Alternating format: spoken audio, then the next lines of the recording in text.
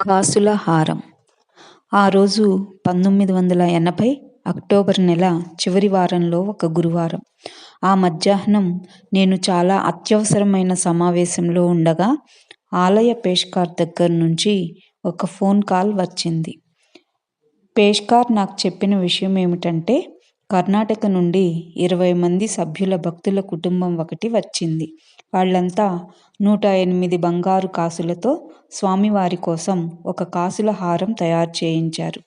ప్రతి ఒక్క కాసు మీద శ్రీవారి నామము, అమ్మవారి నామము చెక్కించారు. ఆ కాసుల హారాన్ని స్వామివారికి సమర్పించుకోవాలని ఆ భక్తుల కోరిక.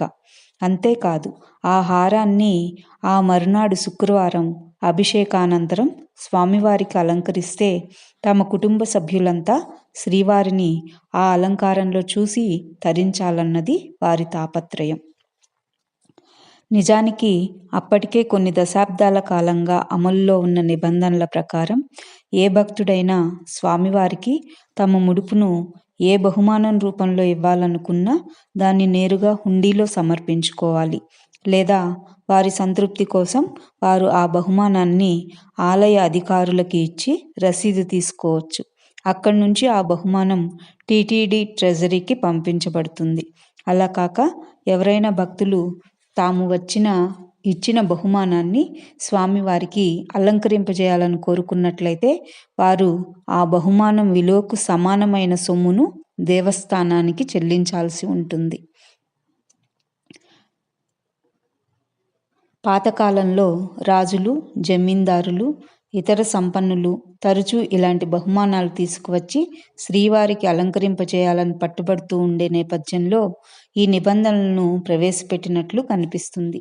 ఈ నిబంధన గురించి పేష్కార్ అప్పటికే భక్తుల బృందానికి వివరించటం జరిగింది. కానీ వాళ్ళ ఆరాటం, ఆవేదన ఈ నిబంధన వినిపించుకునేలా లేవు. శ్రీనివాసుని ఆదేశాల మేరకే తాము ఈ కాసుల హారం తయారు చేయించి తిరుమలకు వచ్చామని, ఈ ముడుపు తమకు సమర్పించుకోవడంలో ఏదైనా ఇబ్బంది ఉంటే ఎవరినో కలుసుకోవాలని కూడా శ్రీనివాసుడే చెప్పాడని వాళ్ళు పేష్కార్తో పదే పదే విన్నవించుకున్నారట. అతనికి ఏం చేయాలో తోచక నాకు ఫోన్ చేశాడు. నేను సరే, ఓ గంటలో నేనే అక్కడికి వస్తాలేవయ్యా అన్నాను. అలాగే కొండ మీదికి చేరుకున్నాను. ఆ భక్త కుటుంబాన్ని తీసుకొచ్చి పేష్కార్ నాకు పరిచయం చేశాడు. కర్ణాటకలోని చిక్మంగళూరు జిల్లా లక్కపల్లి గ్రామానికి చెందిన ఆ కుటుంబానికి పెద్ద డిఎస్ నాగరాజరావు ఒక ప్రాథమిక టీచర్. తన చిన్న జీతంతోనే అతను తన తల్లిదండ్రుల్ని, చెల్లెళ్ళని, తమ్ముళ్ళని, తన కుటుంబాన్ని పోషించుకోవాల్సిన స్థితి. పేరుకి కొద్దిగా భూమి ఉన్నా అదంతా బీడుపడినందువల్ల దాని మీద వచ్చే ఆదాయం శూన్యం. ఆ నాగరాజరావు చెప్పిన కథ ఇలా ఉంది. 15-16 సంవత్సరాల క్రితం నాగరాజరావుకి ఒక రాత్రి కలలో శ్రీ వెంకటేశ్వరుడు ప్రత్యక్షమై నాకు కాసుల పేరు సమర్పించుకుంటావా అని అడిగారు. దాన్ని నాగరాజరావు పెద్దగా పట్టించుకోలేదు. ఒకరోజు గడిచాక ఒక ఉదయాన్నే ఎవరో భక్తులు అతని ఇంటికి వచ్చి తిరుపతి ప్రసాదం లడ్డు ఇచ్చారు. వెంటనే నాగరాజరావుకి ఆ ముందు రోజు రాత్రి కల జ్ఞాపకం వచ్చింది. దాంతో కుటుంబ సభ్యులందరినీ సమావేశపరిచి ఈ విషయం చర్చించాడు. ఏం చేద్దాం అంటూ అందరూ ముఖముఖాలు చూసుకున్నారు. ఎందుకంటే ఆ ఇంట్లో ప్రతి ఒక్కరూ శ్రీనివాసుని ఉనికి పట్ల విశ్వాసం, భక్తి ఉన్నవాళ్లే. కానీ స్వామివారికి 108 కాసుల పేర్లు సమర్పించుకోవాలనేంత స్తోమత వాళ్ళకి లేదు. కనీసం ఒక బంగారు కాసు చేయించే శక్తి కూడా లేదు. ఏం చేయాలో తేల్చుకోలేక తరువాత చూద్దాంలే అంటూ ఆ విషయాన్ని అప్పటికి వాయిదా వేశారు. ఆ రాత్రి మళ్ళీ నాగరాజరావుకి స్వప్నంలో స్వామివారు కనిపించారు. మరోసారి తన ఇష్టాన్ని గుర్తు చేశారు.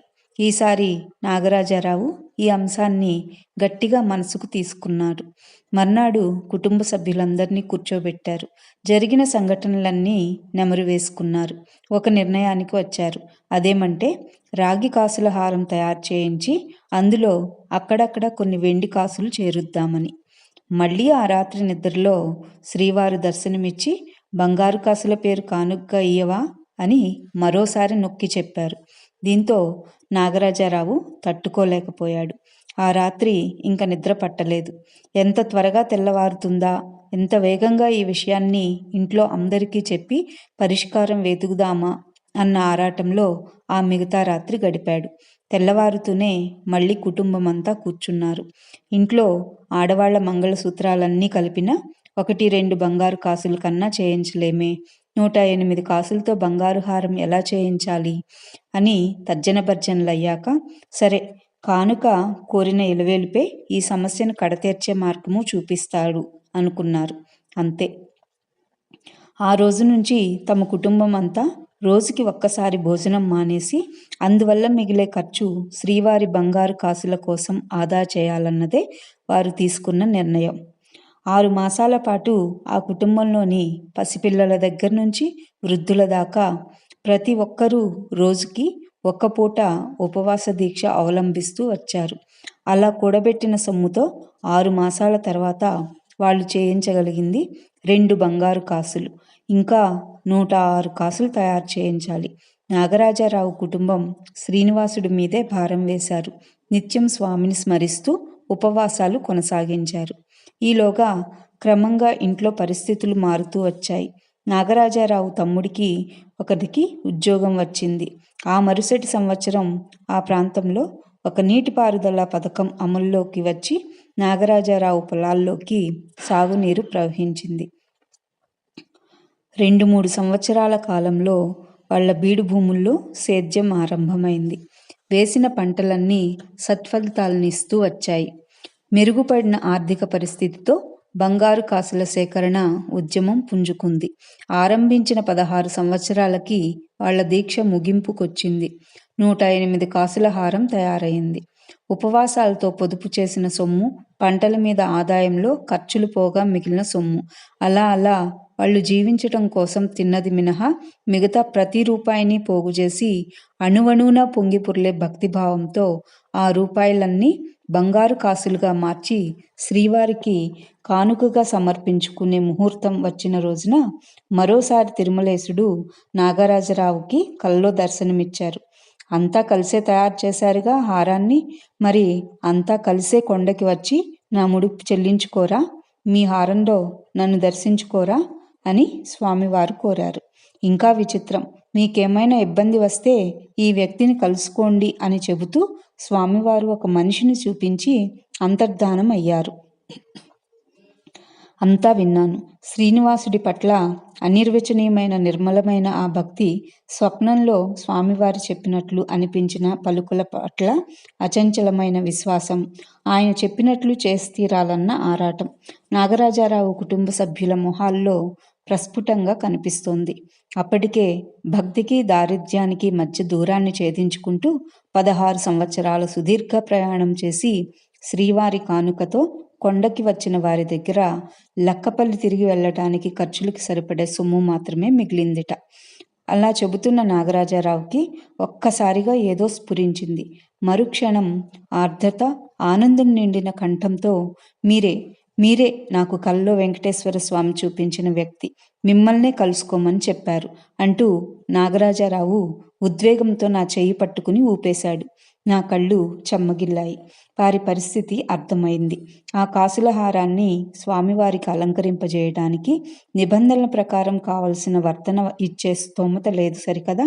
అభిషేకానంతరం దర్శనం చేయటానికి చెల్లించాల్సిన రుసుము చెల్లించే పరిస్థితి కూడా వారికి లేదు.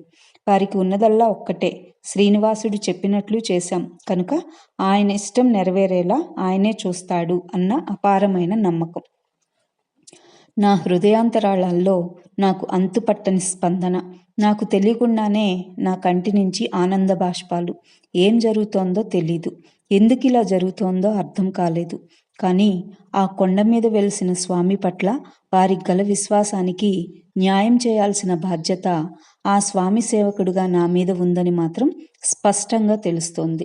నిబంధనల ప్రకారం వర్తన అడుగుదామా అంటే కనీసం 2 లక్షల రూపాయలకి పైగా ఆ హారం విలువను బట్టి వాళ్ళు చెల్లించాల్సి ఉంటుంది.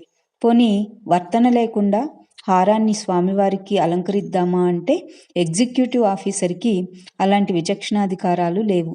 విద్యుక్త ధర్మానికి విశ్వాసాల విలువలకి మధ్య అదొక సంఘర్షణ.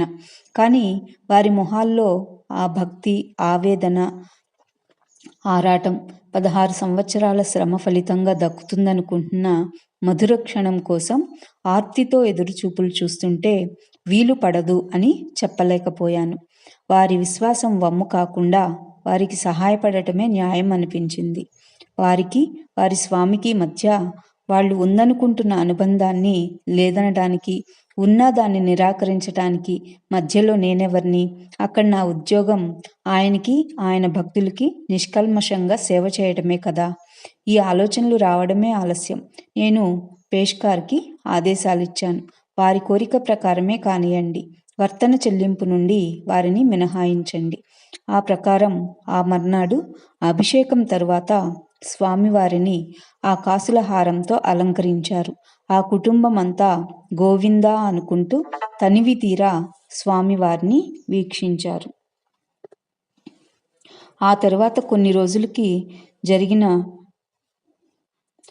టీటీడీ బోర్డు సమావేశంలో నేను చేసిన నిబంధనల ఉల్లంఘన గురించి వివరించాను. పర్యవసానం ఎలా ఉంటుందో తెలియకపోయినా ఎలాంటి పర్యవసానానికైనా సిద్ధపడి ఉన్నాను. అయితే బోర్డు సభ్యులంతా దైవచింతన గల వాళ్లే కావటంతో నాగరాజారావు భక్తి గాథ వారిని కూడా కదిలించి వేసింది. వెంటనే బోర్డు ఆ కాసులహారం విషయంలో నేను తీసుకున్న చర్యకి ఆమోదముద్ర వేసింది. అంతేకాదు, భవిష్యత్తులో ఇలా ఎవరైనా పేద భక్తులు ఇవ్వదలిచిన బహుమానాల విషయంలో కూడా వర్తనకి మినహాయింపు ఇవ్వాలి అని కూడా తీర్మానించింది. నాకప్పటికీ అంతుపట్టని ప్రశ్నలతో ఇది కూడా ఒకటి. ఎందుకు ఇలా జరిగింది? ఏ శక్తి నాగరాజారావుకి కాసులహారం చేయించమని ప్రేరణ కలిగించింది? తదనుగుణంగా నిర్ణయం తీసుకునేలా నాకు ఆ శక్తిని ఇచ్చింది ఎవరు? ఓం నమో వెంకటేశాయ.